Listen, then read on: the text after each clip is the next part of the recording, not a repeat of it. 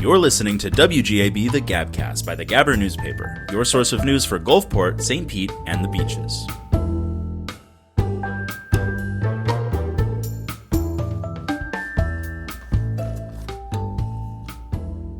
Well, hey, welcome to the newsroom. On today's episode, we're going to sit down with our opinion columnist Sam Henderson about his new column, Free Bananas. Then we're going to kick it over to Cam and Nicole at the Cat Box, where they make some feline friends. But first, let's go through this week's issue. Last week's City Council meeting in Gulfport went over 4 hours, and there was a lot of great discussion. There was approval and denial of a handful of resolutions. You can read all about it. But I think the most exciting thing was the mayor gave out the Spirit of Gulfport Award to William Billy D. Drexler, the treasurer of the Gulfport Boomerangs, which is a local softball team. I think my favorite piece this week is titled Hands Off. It was about the Hands Off protest that happened in downtown Gulfport last Saturday. I went down and I met a couple of the protesters. There were some 16 proud residents who were smiling and laughing and cheering. They had their signs, they had their t-shirts. Almost all of them said they had been out again the week before, where there was over 1,000 protesters in downtown Gulfport to protest the acts of the current federal administration, the actions of Donald Trump and Elon Musk. My favorite of the signs was this one right here. It says, "Cheeto Mussolini is not my president." I thought it was a funny pun. Benito, I think his name was, Mussolini, versus Cheeto Mussolini. It evokes the orangeness of Donald Trump, and I like Cheetos, so I thought that was really fun. Some sad news. Last Sunday, Easter, and also 420, was the last day of the Wayward Goose, which was a St. Petersburg favorite bar in the Edge District downtown. Me and some of the editorial team went over during the last weekend to get a drink, and it was irreverent and full and packed to the very end. I got to sit down with some people who were telling stories about being regulars for almost the whole time the Goose was in business. I heard stories about first dates. I heard stories about cocktails being named after people, pool tournaments. It was a really special place to a lot of people, and I think the Wayward Goose will be missed. Read about it and many, many more things in this week's issue of the Gabber Newspaper. Now, let's go to me and Sam talking about Free Bananas. Testing. Welcome back. I'm now sitting down with Sam Henderson, who is our newest opinion columnist, but you're probably more known for your previous job. Why don't you tell us what you did before you were an opinion columnist? I'm assuming you don't mean the bartending or the furniture moving, so I was the mayor for 12 years. The mayor of Gulfport. Yeah. You recently transitioned from mayor for over a decade to citizen of Gulfport. What does that transition look like? Well, we had a pretty good little family friends hang out and listen to the results, and it was a great mixture of pissed, disappointed, relieved, thrilled, a little of all those things. Right, so, kind of mixed emotions. You're going from full steam ahead in the campaign to what am I going to do tomorrow? Yeah, so I mean the biggest part is just the what do you do? Like when something just ceases to be responsibility, just like that. Right. Is just a weird feeling. So, and honestly, that feeling is like still continues. Sure. So, so what have you been doing? I took a couple of trips out of town. Nice. Had a little more time to focus on teaching over at USF. Going back to teach at SPC, starting in the fall, maybe in the summer. Yeah. So, considering maybe working for like 6-8 weeks up in Asheville, North Carolina for the summer, doing some post-hurricane relief stuff up there. I got a lot of friends and family there. Yeah. Awesome. Yeah. And you're also going to be doing some writing, I understand. Yeah, right? Writing for you guys. Right. So you have a new column. It's called Free Bananas. Yes. Tell us about Free Bananas. So I went through about 400 and some names with me and my wife, Laura. Okay. And then when we had... Names for the column? Yes. Yeah, okay. And then right when I had just completely gotten tired of thinking of names and they were getting more and more ridiculous, we were driving down US 19 and here's a sign, a really tattered sign that says Free Bananas in like magic marker, and there's no place where you would get any bananas. It's the middle of nowhere. And so I just thought it was ridiculous, and it sounded perfect. And since Gulfport tends to be a little bananas, Right on. Man, free bananas is Noun and adjective. I clear the entire notes section on my phone, and it's free bananas, and that's it. Yeah. Awesome. So you got the title locked down.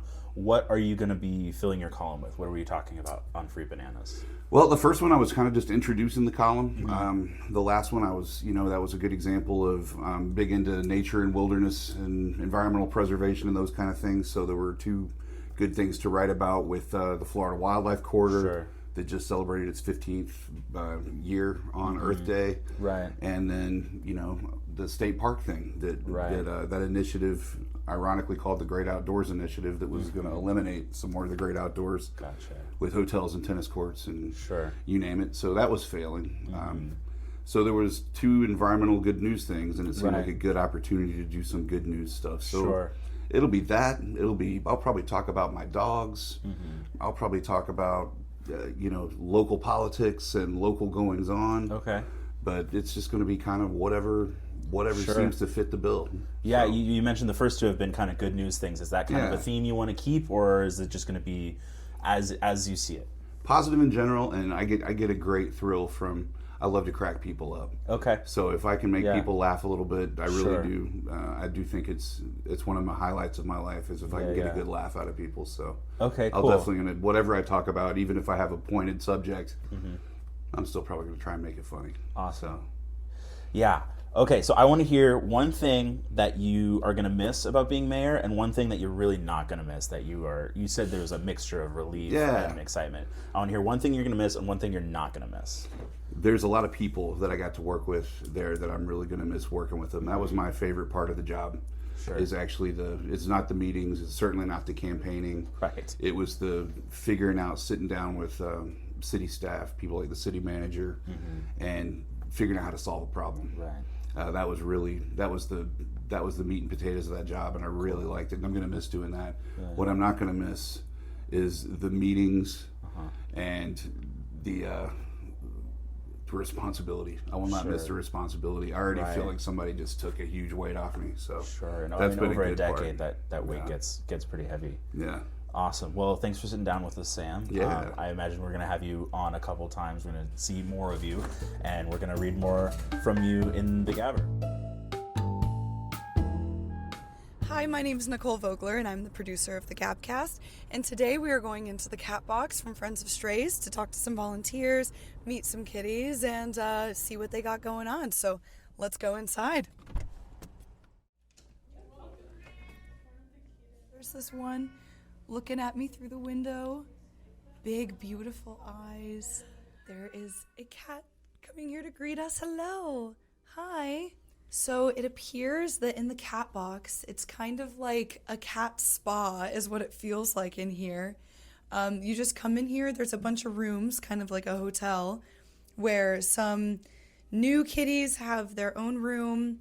There's some kennels with other kitties up for adoption, and then there's separate rooms for the ones that are sick being treated. Yeah, it appears you can just come inside, go into a room, and pet some cats, especially if you're thinking about adopting one. Each room has kind of its set of rules. So the rules in this one say to use slow, gentle movements and calm voices when visiting. Don't open any kennels. Be mindful of cats' boundaries and body language. All children must stay with their adults, and to please sanitize between rooms. There was a chart kind of describing, it showed little illustrations of cats' body language and kind of what they mean, how to know when they are happy to see you, how to know when they're angry or when they're too nervous to get some human attention. This cat is very active, loves the camera, very social. They recently painted the fence right outside this window. The fence, it has some fish, a little tropical scene to give the cat something entertaining to look at. There's also a bird feeder attached to the window so they can see some birds, I guess. Some kitties in the kennel here sleeping. Oh, this one is awake. It definitely feels like a cat spa or a cat therapy room where you can just walk in. There's chairs and tiny couches for the cats and plush fish and stuff. I wonder what this cat's name is. I don't know where the sign for this cat is. Oh, this is Gracie. Gracie is 8 years old, spayed female. She is up for adoption for $60 if you would like Gracie. She is very friendly. Gracie is a lovely senior lady, it says, that likes to lounge and enjoy the quieter, finer things in life. She is very affectionate when given attention and would make a great addition to anybody's home when she is hoping she can spend the rest of her days basking in sunny windowsills and cuddling in soft blankets and beds. Oh, Gracie seems perfect. She cuddled up to the microphone. I am shocked by how friendly she was to us immediately from walking in. This is definitely a place where you will leave covered in cat fur. So this is the room for cats being treated with upper respiratory infections, I believe. Oh, we didn't know if this one liked us at first, but he seems to be loving now. So the instructions say to visit this room last and to sanitize once you leave. When Cameron and I first walked in, we thought that this cat was telling us that it did not want us getting close to him, but now he's nestling on Cam's leg. He said, I actually want you. He's imprinting on me. Maybe you will have to adopt this one once he's better. Guys, I'm unfortunately allergic to cats, Uh-oh. but I don't care. Are you going to need to take medicine after this, Cam? Guys, I took my Claritin before I came in, Okay, so she's doing okay. Okay, so we're supposed to leave. I think that might prove to be an issue now because the cat that we thought did not like us at first is now loafing on Cam's lap. I literally love you. I think that if Cam tries to get up, the cat might be upset with his new comfortable bed leaving. I love to be the chosen one. You're so cute. So it appears that the cats being treated in this upper respiratory infection room are still also up for adoption for once they're better. So this cat, although he is ill, is still in need of love. Cam, you said that you have come to the cat box before just to be with the vibes, right?